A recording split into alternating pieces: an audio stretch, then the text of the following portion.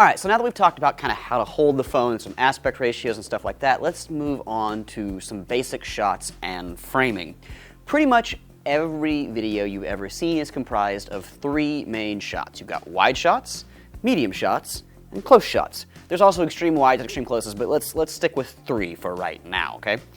Wide shots are sometimes called establishing shots because these are the shots that incorporate the most of the environment as well as the subject. This is great for context and sort of letting people know where your subject is. Medium shots then come a little closer in on the talent and you still have some background, but it's a little less and the focus really is more on the actual subject. Close shots really come in on your talent's face, and these are the shots that have the most sort of emotional weight. This is where you really see the most of your talent and what they're feeling and what they're thinking. So those are your three shots, but how do you then frame those shots so they look the way they're supposed to? Well, framing, or composition, has several schools of thought that go into it, but really the most accessible, the easiest to get a hold of when you're first starting to shoot is probably the rule of thirds. What is the rule of thirds?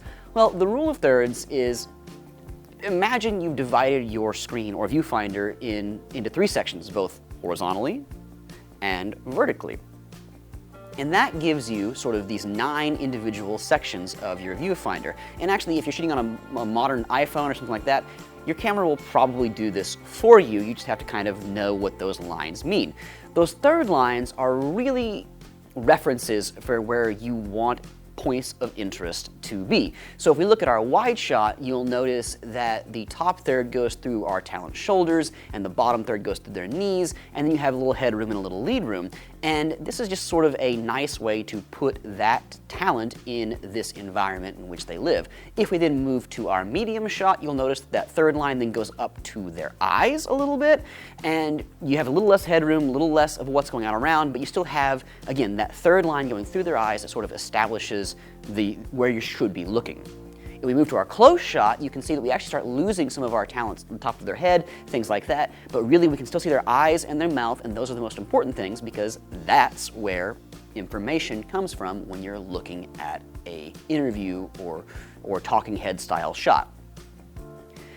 This is not exactly 100% a rule of thumb because there are times where you don't want your talent centered and things like that. Everything we've looked at so far has involved the talent looking directly at the camera.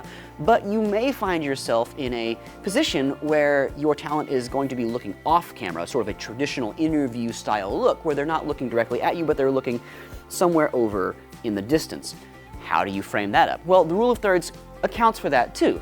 What you want to do is you want to have your talent's eye on an intersection point on a third line. So if I look off this direction, what you want to see is that third line coming through my eye here.